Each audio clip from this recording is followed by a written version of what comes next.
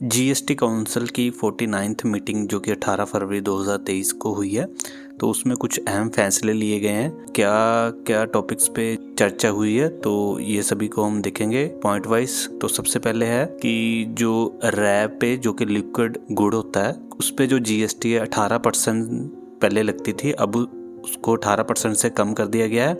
अगर आप liquid good को जो है प्री पैकेजिंग में प्लस लेबल लगा के अगर आप उसको सेल करते हो तो उस पर जीएसटी रहेगी 5%, और अदरवाइज किसी और फॉर्म में आप उसको बिना लेबल के बेचते हो या तो उस पर जो जीएसटी है नील रहेगी। और दूसरा जो है पेंसिल शार्पनर, जो पेंसिल का शार्पनर होता है, उस पर जीएसटी रेट कम कर दिया गया है।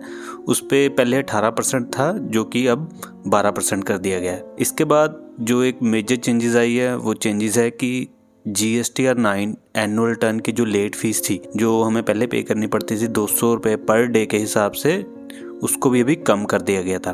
पहले क्या था कि जो GST की लेट फीस हमें 200 रुपये पर डे के हिसाब से लगती थी और वो मैक्सिमम हो सकती थी 0.5% ऑफ द टर्नओवर। अभी उसको कम कर दिया गया है 20 करोड़ तक की टर्नओवर वालों के लिए।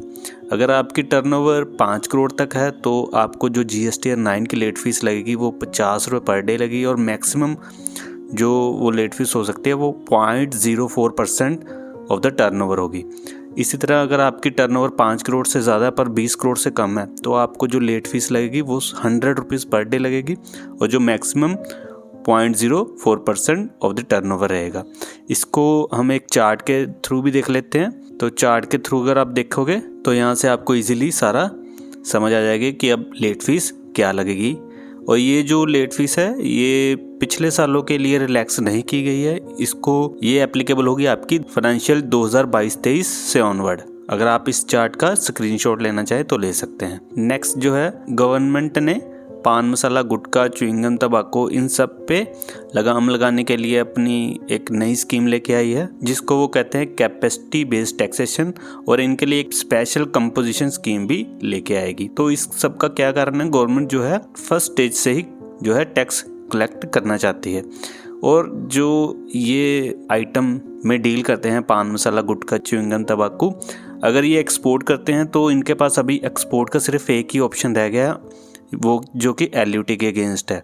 ये विद पेमेंट ऑफ टैक्स वाला जो है ऑप्शन नहीं ऑप्ट कर सकते। यहाँ पे गवर्नमेंट ने इन पे यहाँ पे स्ट्रिक्टनेस दिखाई है। नेक्स्ट जो है, अगर आपको एप्लीकेशन फाइल करनी होती थी revocation of cancellation of registration, तो आपके पास पहले समय रहता था सिर्फ 30 दिन के अंदर अंदर अगर आप वो एप्लीकेशन फाइल कर सकते थे रेवोकेशन वाली, तो आपकी जो है रजिस्ट्रेशन को कैंसिल होने से रोका जा सकता था। तो पहले इस केस में क्या था, अगर आपको एप्लीकेशन फाइल करनी होती थी revocation of cancellation of registration की, तो आपके पास समय रहता था 30 डेज, और वो 30 डेज को एक्सटेंड भी किया जा सकता था with the approval of commissioner further next 30 days.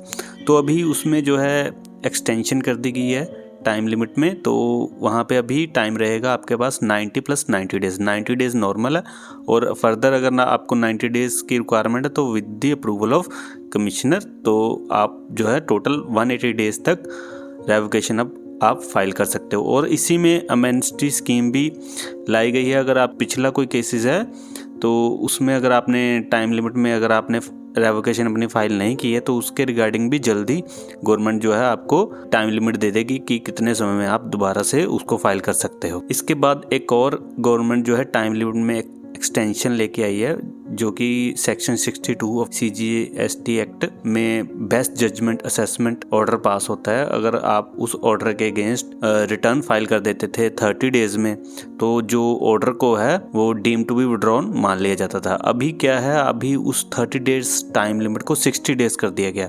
अगर आपके against best judgement order pass होता है तो आपके पास 60 डेज का टाइम पीरियड रहेगा कि आपकी जो भी pending returns, late fees, interest penalty है वो आप डिपॉजिट कर दो, तो वो जो ऑर्डर है वो विड्रॉ हो जाएगा। एक तो ये टाइम लिमिट में इसमें चेंजेस आई है। दूसरा, इसमें भी जो गवर्नमेंट है अमेनिटी स्कीम लेके आई है, जो गवर्नमेंट आगे आने वाले समय में बताएगी आपको कि क्या वो टर्म एंड कंडीशंस रहेंगे। अगर आपके अगेंस्ट पहले कोई सेक्शन 62 में ऑर्डर पास हुआ है तो उसको आप कैसे विड्रॉ करवा सकते हो, क्या क्या कंडीशंस आपको फुलफिल करनी रहेंगी, ये अभी गवर्नमेंट ने प्रिस्क्राइब करना है।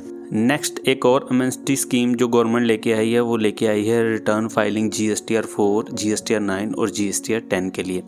तो GSTR 4 जो कि कंपोजिशन की रिटर्न थी, और GSTR 9 एनुअल रिटर्न आपकी, और GSTR 10 फाइनल रिटर्न, जो अगर आपने नंबर अपना GST सरेंडर किया है उसके बाद आप भरते हो GSTR 10।